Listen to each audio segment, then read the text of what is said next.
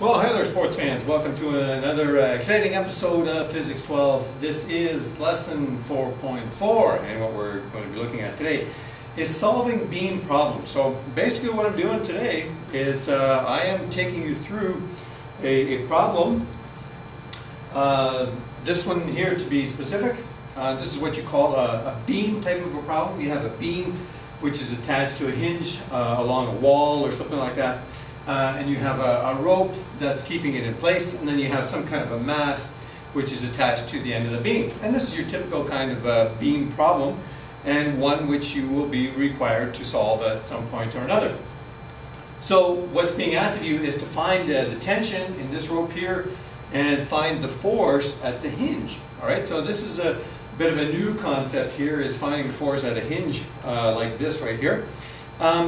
It's a little bit more complicated, but not a big deal. What you have to understand right away is that the force at the hinge will have two components. It will have a component in the y direction, and it will have a component in the x direction. And so when we come to find the force at the hinge here, we will have to find both. All right, so first thing we start with, obviously, is our free body diagram once again. And I've just redrawn the situation. Now what you've got here, here's your wall, here's your beam, your hinge, and the mass that's hanging from the end of the beam, and your rope that's holding up the beam. So we need to put everything on our free body diagram that's required. So first of all, we have the center of mass of the beam, and we can consider it to be of uniform density unless told otherwise. So we have mg of the beam. We have mg of the object that's hanging from the end of the beam. We have the tension in the rope. And because it's not perpendicular, it's not along the x or y axis or perpendicular to our hinge, then we might as well right away go ahead and put on our x and y components of the tension. And we will be given this angle right here. And when you draw these, then you know that through your geometry that this angle will be the same as this one. So there's our components of tension. And we have the force at the hinge there, which, as I mentioned, also has components. It will have a component in the y direction, and it will have a component in the x direction as well. Okay, so that's pretty much our forces. The other things, okay, so we have the masses of the two objects. So the beam is 25 kilograms.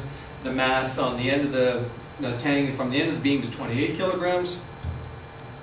We have our angle, which is given to us as 30 degrees.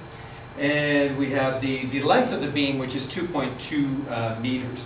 All right, so we've got some numbers in there now. And the last thing that we want to put on there is indicate our directions of torque, which is clockwise and counterclockwise. So we have everything on our diagram here now. And so after your free body diagram, the first thing that you want to do is pick your pivot point. Now, generally speaking, the best place to make your pivot point is one of your unknowns. Now in this case, the best place to put it is at the hinge here, because we don't know the y component or the x component. And so it's helpful, what's really useful is that you can make your pivot point anywhere. And so the best place to put it is at the hinge. And generally speaking, these kinds of problems, that's where you will put your pivot point, is at the hinge. That's the best place to put it. All right, so we've got our free body diagram. We've picked our pivot point, which is the first steps.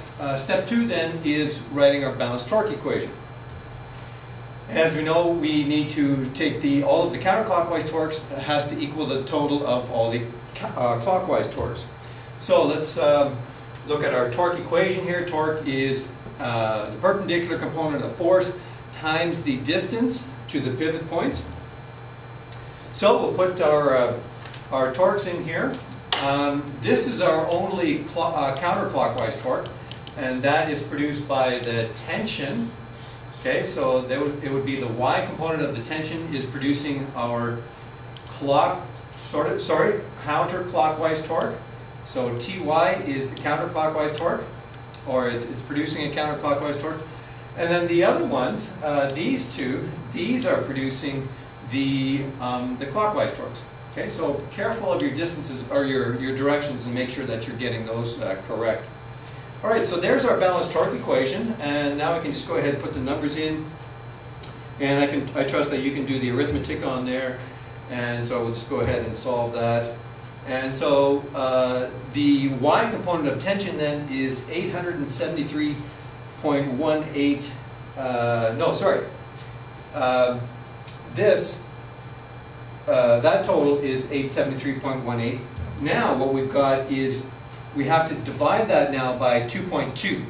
Okay, so divided by 2.2, 873.18 divided by 2.2, and that gives us our y component of the tension, which is 397 newtons. Most common mistake is forgetting that you have to multiply this by the distance, which is 2.2, which means then that this has to be divided by that same number, which is 2.2.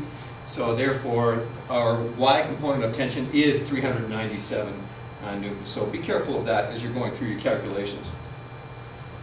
All right, so now we have the y component of tension, and now I strongly recommend you do it this way, because this way you won't make a mistake in terms of finding the tension from here, because since we have the y component of tension, we can find what the tension is by our simple equation here. Ty equals t sine theta. So that means then that t is ty divided by sine theta. I strongly recommend that you do it this way, because you're not going to make a mistake. You can trust the math if you have the equation set up properly. Otherwise, you're not sure, okay, do I multiply, do I divide by sine theta? You're not quite sure. This way you'll know for sure. So then we just put the numbers in there, and we get the tension then is 793 newtons. So there's our tension. So we've got tension. That's the first part of the equation, or the first part of the solution. And so now that we have that, we can move on to the next part. And to find the force at the hinge then we will use our balanced force equations. And we need to go both in the x and y directions in order to completely solve this problem. So let's first go in the x direction here. So we have only two forces in the x direction. We have the x component of the tension, and that's in the x direction. So the only other one we have is the x component of the force on the hinge. So that one has to equal the, so Tx, first of all, Tx is going to be T cos 30 in this case. So Tx will be T cos 30. So then we have an expression for Tx. And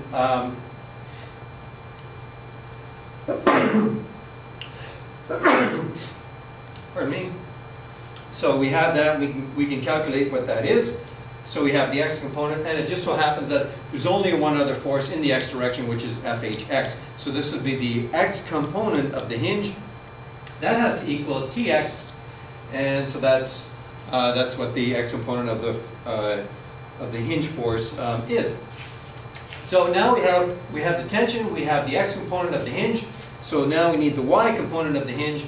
So now we set up our balanced force equation in the y direction. And then we can put the numbers in here, and once again, then we can solve for F, the y component of the force on the hinge, and I trust that you can do the math on there.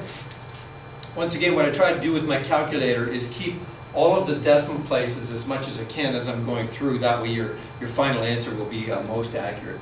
All right, so there is our y component of the hinge. So we have the tension, we have the x and y components of the hinge, but we're not quite done yet, unfortunately. What we need to do is we need to find the resultant force in the hinge based on its components. So these would be the two components of the force on the hinge. So we just use our Pythagorean theorem and our inverse trig, inverse tan in order to find the angle. So here's what it would look like. So here's our x component of the force on the hinge, there's our y component. And to find the resultant, we just use the Pythagorean theorem. So we get 793 newtons.